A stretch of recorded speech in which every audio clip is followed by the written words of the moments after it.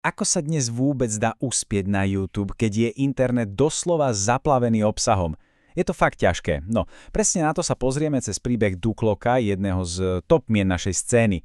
Ukážeme si, ako sa práve on postavil čelom tej asi najväčšej výzve, akej dnes online tvorcovia čelia. Viete, čo je dnes tá najcennejšia vec? Zabudnite na doláre, zlato, dokonca aj na krypto. YouTuber Duklok hovorí a má sakra pravdu, že dnes je tým najvzácnejším platidlom na internete pozornosť. Pretože keď máte pozornosť, všetko ostatné si už viete získať. OK, poďme na to. Rozobereme si to pekne postupne. Najprv sa mrkneme na to, čo to vlastne je, táto nová internetová mena. Potom si vezmeme Duklokovú cestu ako takú prípadovú štúdiu. Vďaka nej pochopíme, aká pasca na tvorcov číha, ako z nej von a hlavne, čo to celé znamená pre kohokoľvek, kto trávi čas online. Takže, aby sme naozaj pochopili tú dilemu moderného tvorcu, musíme najprv pochopiť, na akom ihrisku sa to vlastne celé hrá. A toto ihrisko sa volá ekonomika pozornosti. A v tomto systéme, v tejto ekonomike, je jedna vec brutálne dôležitá.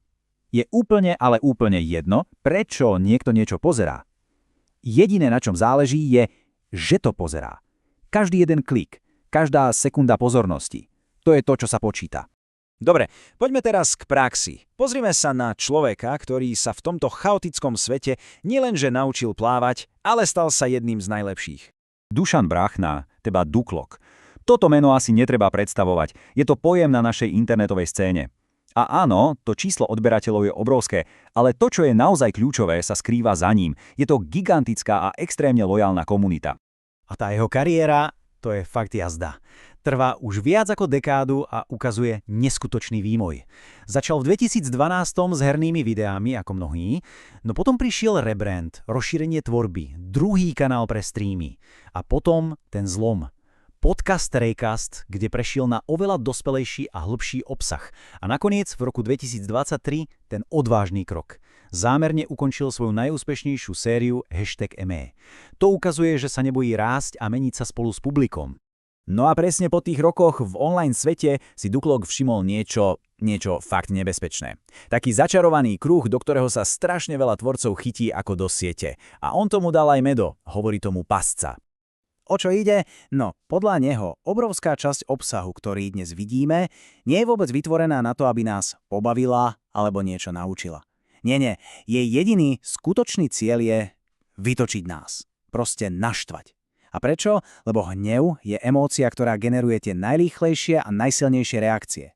Predstavte si to. Funguje to ako taký toxický motor. Krok 1. Tvorca hodí von niečo provokatívne. Krok 2. Ľudia sa naštvú, začnú komentovať, hejtovať, proste reagovať. Krok 3. Algoritmus si povie, wow, tu to žije a začne ten obsah tlačiť ďalej. A krok 4. Tvorca z toho profituje a ten kruh sa točí stále dokola. Viac hnevu, viac dosahu, viac peňazí. A presne túto Duklok tráfil. Hovorí, že za to môžeme vlastne aj my, diváci. Pretože dnes stačí, že na niečo len pozeráte. Aj keď s tým nesúhlasíte, aj keď to hejtujete. Tým pozeraním to boostujete v algoritme. Dávate mu signál, že toto je zaujímavé a on to potom hádže ďalej a ďalej. Negatívna pozornosť je stále pozornosť. A to je palivo pre celý tento systém. No a Duklok spravil niečo, čo si vyžaduje odvahu. Povedal si dosť. Rozhodol sa z tejto pasce vedome vystúpiť. Chcel vybudovať niečo udržateľné, niečo, čo stojí na pevnejších a zdravších základoch. Tak sa poďme pozrieť, aký bol jeho plán. Ten posun je vidieť úplne jasne. V minulosti to bolo hlavne o reakciách na trendy. Pamätáte? #emiséria, reagovanie na online drámy. To všetko je obsah, ktorý môže ľahko sklznúť do toho ragebaitu. A dnes? Pozrite sa. Hĺbkové rozhovory v podcaste Recast, detailné tech recenzie a hlavne aktívne budovanie komunity mimo YouTube, napríklad na Discorde. Je to posun od reaktívneho k proaktívnemu obsahu, ktorý vytvára hodnotu a buduje dôveru. A aký je výsledok tejto zmeny? No pozrime sa na dáta.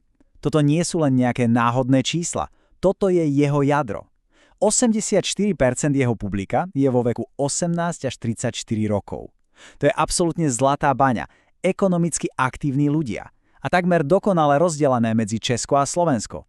Toto nie je len dav náhodných divákov, toto je presne zacielená, lojálna komunita. A práve táto lojálna komunita sa stala základom pre niečo oveľa väčšie. pre obchodné impérium. A teraz to najlepšie. Celé je to postavené na jednom internom vtipe. Ale čau. Hláška, čo vznikla na strednej škole, on z toho spravil symbol. Dal svojej komunite niečo ako tajné poznávacie znamenie. Vytvoril tým pocit, že my patríme k sebe. A na tomto pocite spolupatrnosti postavil celú značku. A ten rast bol fenomenálny. Začalo to úplne nevinne, jedným jediným produktom, párom ponožiek. Z toho sa stala celá línia oblečenia. Potom prišli spolupráce s obrovskými značkami ako Tatraty. A dnes je to široká škála produktov ďaleko za hranicami oblečenia. Toto je ten najlepší dôkaz, že sa dá biznis postaviť na skutočnej vernosti, nielen na naháňaní views. Ľudia si nekupujú len tričko, kupujú si pocit, že sú súčasťou niečoho.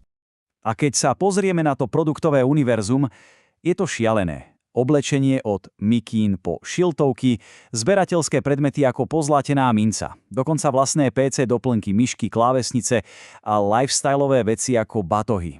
Čo to znamená? Znamená to, že obyčajný YouTube kanál sa premenil na sebestačný, udržateľný biznis. Tvorca už nie je len otrokom algoritmu a príjmov z reklamy, má to vo vlastných rukách. Takže, čo z tohto celého vyplýva? Duklokov príbeh nie je len o ňom, je to vlastne taký návod. Ukazuje, že existuje aj iná cesta, pozitívnejšia a hlavne dlhodobo udržateľná cesta pre tvorcov v tom dnešnom online chaose. Dá sa to zhrnúť do takého jednoduchého modelu alebo plánu. Takže, tu je ten plán. Krok 1. Vedome povedať nie negatívnym veciam, ako je ten rage bait. Je to lákavé, ale je to jed. Krok 2. Nesnažiť sa zapáčiť všetkým. Sústrediť sa na vytváranie skutočnej hodnoty pre tú svoju vernú komunitu. Krok 3. Využiť túto lojalitu a vybudovať značku, ktorá nie je závislá len na reklamách. A krok 4. Možno ten najťažší, byť autentický. Pretože ak to len hráte, ľudia to skôr či neskôr prekuknú. A tento prístup mení tvorcu z farmára pozornosti na skutočného budovateľa komunity a podnikateľa. A toto nás privádza k poslednej myšlienke. Je to otázka, ktorá sa už netýka len tvorcov, ale každého z nás. V online svete, ktorý je doslova postavený na kliknutiach, je ignorovanie obsahu možno tá najsilnejšia a najmocnejšia voľba, akú môžeme spraviť?